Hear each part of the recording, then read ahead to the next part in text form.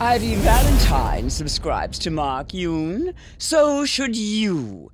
Enjoy your treat! I personally didn't have a chance to actually play the game or go to Summer Games Fest. This is all video recorded from Globku, C-Reacts, and Endakuba. So just to put that out there, if you see anything that's actually on the screen, it's usually taken from one of their streams from the gameplay that they recorded from Summer Games Fest. So with that being said, I just want to get right into certain characters, like let's say Super Saiyan Blue Evolution Vegeta, which is on the cover of the game, so you would imagine that he would actually be in the game. And there's been quite some confusion about like how this is going to happen. Is he going to be his own character slot? Because we see Super Saiyan God Blue Vegeta, or Super Saiyan God Super Saiyan Vegeta, actually doing one of his attacks that is in the anime that is actually first Super Saiyan evolved. What I do want to say and preface when I'm saying this is that definitely not character slots, but some of these forms are actually treated like transformations within the game, and I'll explain why. So you'll see in the gameplay that when somebody's in a transformed state, like let's say Super Saiyan Blue Vegeta, you see there's actually two options that are sort of grayed out that are above the super moves list, and these on the second version usually have a transformation mechanic, or not usually, but in some characters, let's say. Like Golden Frieza has True Golden Frieza, so it gives him like a boost. Goku Super Saiyan Blue also has Super Saiyan Blue with Kaioken, which is a transformation technically in the show, and that is actually the second slot also, and that is a boost. It's just called Kaioken. This is the left stick up and B kind of attack. Some people call them as actions or boosts or utilities, something like that, some kind of function. But we've had these in the past, and these just actually come with a little bit of a visual caveat for some of these characters. Now, to get a character like Super Saiyan Blue Evolution Vegeta, you have to choose Vegeta from Super or Super Saiyan Blue Vegeta, and then you activate that skill in the battle, which takes 3 key stocks to actually implement. So when you do your left stick up and B attack, or your utility skill, this will transform him into Super Saiyan Blue Evolution Vegeta, and that's how you actually get the character in the game. He's not a separate slot. I've been hearing some rumblings about this is how you're going to do like Mastered Ultra Instinct as well, on top of Sign, but I can't really confirm or deny that at this time. I'm just going by what I saw in the gameplay footage myself, so it's simple enough to do, even though it kind of stinks that we're not going to have them as an actual character. But knowing Dragon Ball, they're no stranger to releasing similar characters later down the line, so I could see them actually in some kind of DLC pack actually giving us Evolution Vegeta or Super Saiyan God Super Saiyan Blue Kaioken Goku, and True Golden Frieza, whatever, because they're no stranger, obviously, to releasing similar characters. With that being said, there's a lot that we can actually look forward to when it comes to this, with like finding out other hidden details about characters and maybe unlocking different forms of characters that we didn't see before. Because we're not guaranteed to have everything in this game that like we're expecting to have, I've noticed, and this is no way a complaint because they are adding a lot of super content, and with DLC coming down the line, we're gonna have a full roster. But some of the things that I have been most concerned about are GT characters, and I'm a huge fan of GT. Super Saiyan 4 is my favorite transformation in all of Dragon Ball. I watched it as it came out in like 1996 in Japanese, so I saw it as a direct continuation of Z, even though at that time I wasn't really thinking about canon or non-canon, I just liked the story. So when we're talking about GT in particular, I've heard a lot of people saying, oh, well, there's still enough character roster slots for them to actually do it, which I've seen plenty of people actually doing the rosters, and after the before the Summer Games Fest trailer, we had 82 characters that were available, so whoever was revealed in that, and the demos that came out afterwards, the gameplay, like Dr. Shiro and whatnot, like I'm sure it's filled out past that as well. Like we're probably still in somewhere in like the 90s region, I don't think we've passed 100 yet. In the game, it's kind of hard to fit them in. I've seen people try to do it, and some people are successful in doing it, but there's a lot of characters that I've seen people omit or not include that are usually required story characters, and there are arguments on both sides for whether GT is actually going to even come in DLC or not.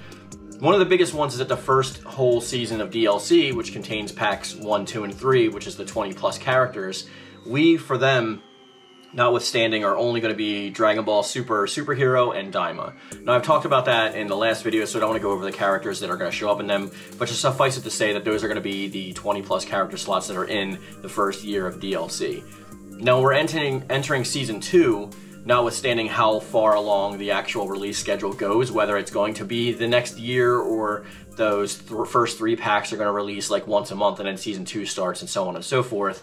I don't know how much DLC this game is actually planning on doing, because we still have movies, original Dragon Ball and GT to fill out the roster, plus more stuff from the manga if they so choose to do so, or if Super actually eventually comes back during this game's life cycle, we could still see characters like Moro and Granola and stuff like that way down the road, just like Xenoverse is now this far out, still getting characters that are actually part of that game that came out in like 2018, I want to say, so it's a pretty long time ago.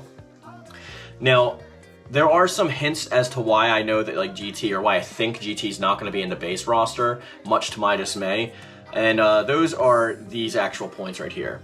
Not only do we have the extra characters and transformations, but they're a little bit still similar to the way the characters visually look, so I don't think we're going to get something as crazy as Super Saiyan 4 in a utility unlock skill. But GT would probably have their own models, because never in a Tenkaichi game has a character had more than 4 transformations in a slot, and that's mainly because they're mapped to the directional pad, so you usually have the 4 characters or the 3 characters and their reverted state once they're actually transformed. And Goku's usually the one that's always got this maxed out, like, you know, you got Goku, you got Super Saiyan, Super Saiyan 2, Super Saiyan 3, and then now we have like Super Saiyan Blue or Ultra Instinct Sign, whatever they choose to make for that 4th stock, I'm not exactly sure. But he's got 4 transformation slots there.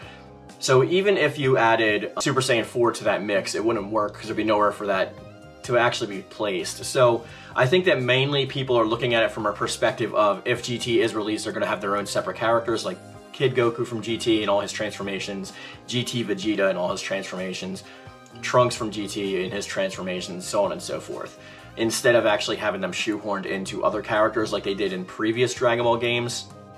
Technically, and specifically in Tenkaichi and in the original Budokai games as well, because you would have like End of Z or Buu era arc Vegeta transforming into Super Saiyan 4 as opposed to GT, which was introduced in Dragon Ball Z Infinite World, which is Budokai 4. So that's like probably the 2 biggest points against it. And I would also say that the story is stated to go from Raditz to the end of the Tournament of Power. Canonically, GT is after Z and before Super. Yes, I can say timeline-wise that is what they said they were going for, but if we're going for what they actually directly mean, it just means Z and Super, pretty much. And as much that I don't like that, we also don't know if we're getting story DLC at any point. We could very well get story DLC when we get different packs. Like, let's say a GT character pack doesn't have enough characters to round out to like 20 like some of the other packs will. Maybe they have the first 2 packs are characters, or the first pack is a story and the last 2 packs are characters that show up in that story mode. Modes like the custom battle mode actually being expanded upon when we get more DLC also, because obviously if you have more characters and more stuff to work with, they're going to add more cinematics and hopefully more music and stuff. I think that like that's actually like a really good plausible way to extend gameplay. But GT not being in the roster at base, I'm pretty much expecting it at this point. I don't think they're going to show up. Same with movies. As much as I would want some of these characters to be in the base roster, I just don't think we have the space for them. And I know people have said that, yes, well, it says 164 characters, but that's not actually a revelatory number that's actually official from Bandai Namco themselves or from Spike Chunsoft. It's literally, we counted the grid and that's how many squares there were in that grid.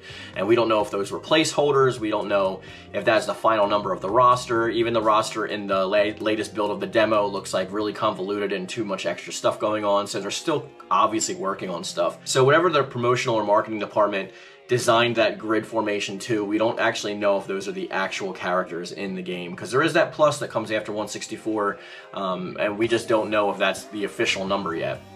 Anything can change between here and October. Beyond that though, like I said, I just the way the story is set up, the way that like we're only going up to Tournament of Power and like they're not covering Dragon Ball, they're not covering movies, I think that a lot of that is more evidence that we're not going to have those characters in the base roster. And I feel a certain type of way about it, but I still have Tenkaichi 3 and the fan-modded version of Tenkaichi 4 that I can play. I still have Infinite World that I can play. Like, I still have those games that have those characters in it, so I can still play them in the meantime. And I'm not saying that's an excuse for we should not want the best game possible, because I think we definitely should. And as much fun as Sparking Zero is looking like to be, it definitely feels empty, though they're calling it a direct sequel, even though we're missing like 3 parts of the entire cast from the last games. I get that like Tenkaichi 3 had like 161 characters, and you can't just, you know, add without taking away. I don't know why they can't. The game apparently has been worked on for a long time, but the character models are there. It doesn't take much to up-res or up-polygon them, so you can import them into the new current structure, even though some of their mixtures of their combo strings and stuff are actually mixed with Raging Blast 2, so that could be a reason why too. It's like kind of building them sort of from the ground up, but not really. I don't know, like it is a little disheartening that I'm not gonna have Super Saiyan 4 for a long time. Because if this is the first year, is the first season, or if we're getting multiple seasons per year, that's gonna be the differential right there.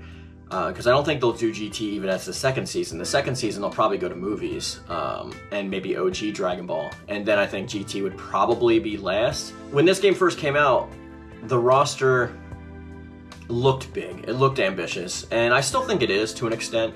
We're getting a lot of super characters that we never had before, except for those of us who have played like Tenkaichi 4 and whatnot, the modded version.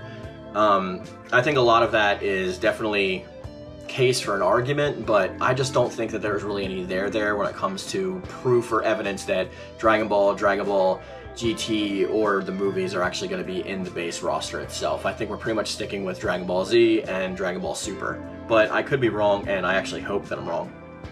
But now it's time for me to get your thoughts, and I want to hear them in the comment section down below or on the Discord, which is in the description box and is free to join. Let me know what you think about this roster, and make sure you take part in the poll on the community tab after this video so your comments show up in the next video. And thank you for watching, and I really appreciate you guys being here and being on this journey with me. I definitely want to know your thoughts, and as I always say, guys, I love it. Thank you. And thank you.